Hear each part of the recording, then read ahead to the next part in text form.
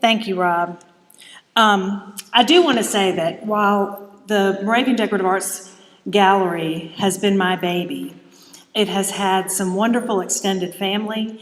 Robert was awesome in terms of editing me because I wanted to have books on the wall, and he pointed out that people didn't want that. Daniel made it come to life with his lighting, and every time something would happen that I wasn't sure what to do about, I would say, we need to block out those windows, but I'm not sure what to do. Daniel would say, I'm going to Home Depot, I'll be back in a minute. And then Jesse Harris, who is not here this weekend, is just a fabulous installer and label maker and all that kind of stuff. So really, anything like that is really a team effort. I hope you had some time to spend in the Moravian Decorative Arts Gallery. The Moravians who settled in North Carolina had two goals, and I think I've talked about this with most of you today: piety and profit.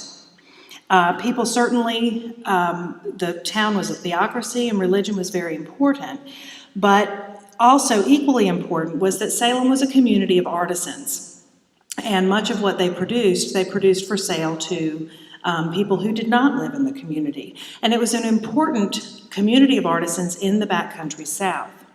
Perhaps the strongest evidence of the Central European background of the Moravians can be seen in the colorful pottery made in the shops of Gottfried Aust, Rudolf Christ, and their successors, John Holland, Henry Schaffner, and others. Today, I'm going to focus on one particular object. I guess you probably took up that hint, the tile stove that we installed in the gallery. Stoves have been popular in Eastern Europe for decades, or for centuries, before the Moravians came to North Carolina. And I'm sure that you didn't know that bedrock was in the Central Europe. It should come as no surprise that the Moravians who settled in Pennsylvania and North Carolina in the mid-18th century brought with them strong ties to the material culture that they had left behind in Europe. The tile stove was probably the most complex form produced by the Moravians in America. Here you see a watercolor by Anna Rosina Gambold in the late 18th century in which she depicts the Single Sisters of Bethlehem, Pennsylvania, gathered for a service in a room warmed by a tile stove. Interestingly, not every non-Moravian was enamored of the efficiency of tile stoves. On his visit to Bethlehem in 1771, John Adams remarked that the students in the girls' seminary, quote, their rooms were kept extremely warm with Dutch stoves. Adams also felt that the girls' rooms were too warm and noted that the girls looked, quote, languid and pale from the heat. Now, I imagine that during the coldest months in Bethlehem or Salem, Moravians were glad their potters had the skill to make these amazing heating devices. Indeed, not long after his arrival in North Carolina, the first master potter, Gottfried Aust, quote, burned tile stoves and set them up in the Gemein House and the Brothers' House, which were two community buildings in that small community. As one of the earliest press-molded wares to be produced by the Moravian potters in America, tile stoves required a number of different molds. Here you see the mold for the largest of the tiles, as well as one of the tiles created from such a mold. But there were also molds for the cornice, corner tiles and small tiles, bed molding, and the foot. Excuse me. The interior of these stoves, as I have learned, when recreated correctly, they're lined with brick and clay to absorb the heat that can then be radiated. And of course, they're put together with mortar. Moravians record the movement and repair of stoves by the potters living in town.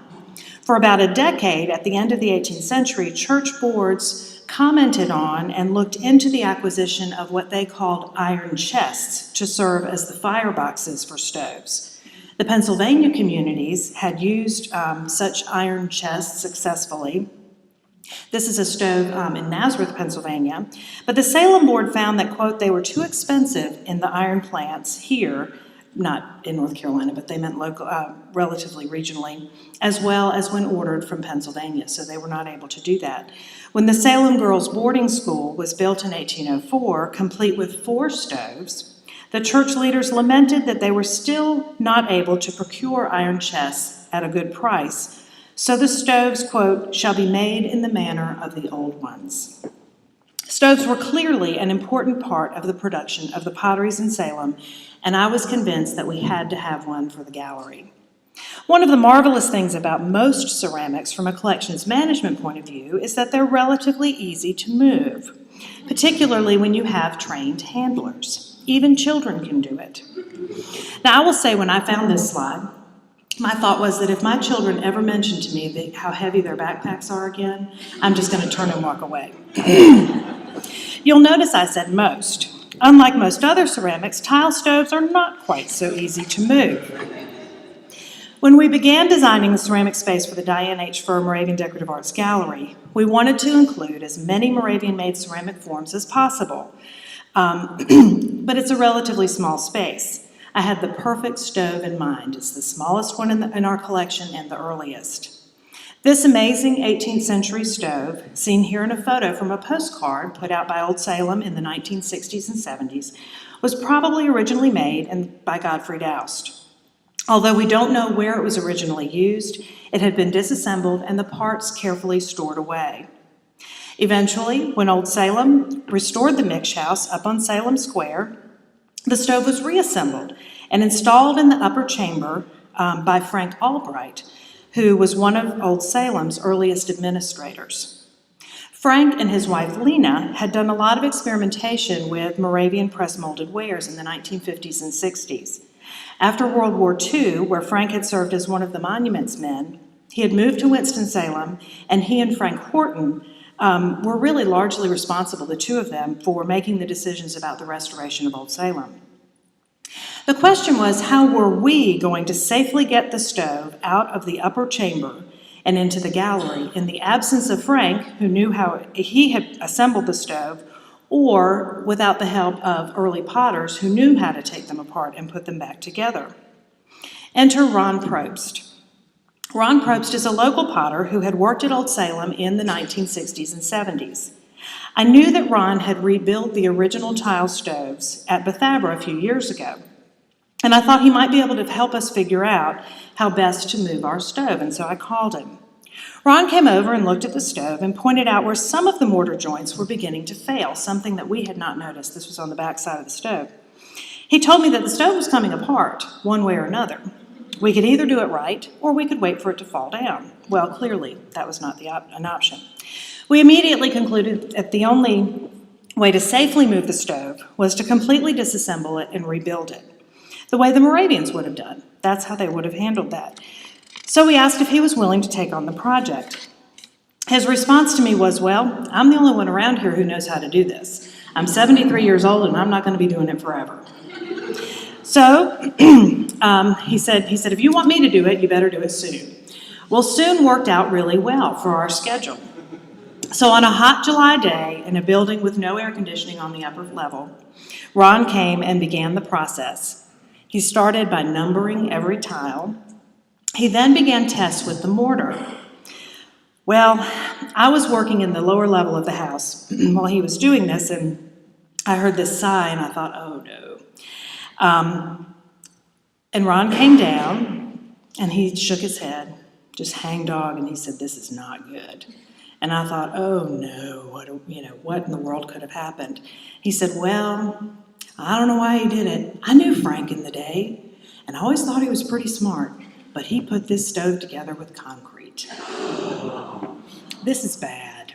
Those were his words, this is bad. He said, what do you want to do? And I said, I don't know. But again, the stove was coming apart in places on its own, and if you think about how hard concrete is compared to how soft earthenware is, what was going to happen when those joints failed is that the earthenware would be damaged. Now, we found out through this process that the stove is constructed of original tiles, but also some reproductions. But still, we had no control over which tiles would be damaged, reproductions or originals, plus the reproductions are part of the history of the stove as well. He said, I got to go home and think about this. So I said, okay. So I don't know if he slept that night, but I did not. But he came back with a solution. And I learned very quickly that with Ron, this is what happened. He would, almost every day, he would come down, or I would be upstairs, and he would say, this isn't good. And he would go home, and he would think about it, and he would come back the next day with a solution. And even in putting the stove together, this happened. And so I quickly caught on that I didn't have to worry. He really was going to figure this out. So he came back with a solution. He decided that the way to do this was with an angle grinder. Now, if you want to raise a curator's blood pressure, about the best thing you can do is start cutting into an 18th century object with an angle grinder. I don't care if it has a diamond blade. But he cut through the concrete, did not cut the tiles, and eventually got them all separated, and only some bad words were said. He then packed them away and began the tedious process of cleaning every single tile. And now I'm glad I wasn't around for that part, because I'm pretty sure I would have had a stroke if I had watched him carefully chip the concrete away with his little hammer and chisel. Again, as I said, it became clear that some of the tiles were reproduction and some were original in this process. Now, some of the joints, or the interiors of the tiles, for one reason or another, thankfully, were lined with newspaper to protect the tiles themselves from the concrete, I guess. Or maybe Frank thought at some point it would be taken apart and this would make it easier. I'm not really sure. And this actually is great for us because it gives us a terminus post quem for the stove. The newspaper is dated January 23rd, 1960. So we know the stove had to have been put in after that, which makes perfect sense because the house was restored about 1960. To give you a little context, 1960 was also when the Winston-Salem Drive-In was showing The Wild and the Innocent with Audie Murphy and Sandra Dee. I wonder what the Moravians would have thought of that. If we had found this newspaper before I had to submit the name of this talk to April, I would have called the talk The Adventures of the Wild and the Innocent. On the movie poster, the protagonist declares, I ain't never killed a man or had a drink of whiskey or kissed a fancy woman, but I'm willing to try one at a time or all together. The description of my talk could have been, I ain't never seen a stove taken apart or installed one in a gallery or hired someone to do it, but I'm willing to try one at a time or all together. Once he had cleaned all the tiles, he brought them back and installed the stove over the course of several days. Thankfully, due to the amazing talents of Daniel Ackerman, we have a time-lapse video of the installation of the stove. So we're going to get to enjoy that. What do I press? Press it. And it may not be loud enough, but can y'all hear the music?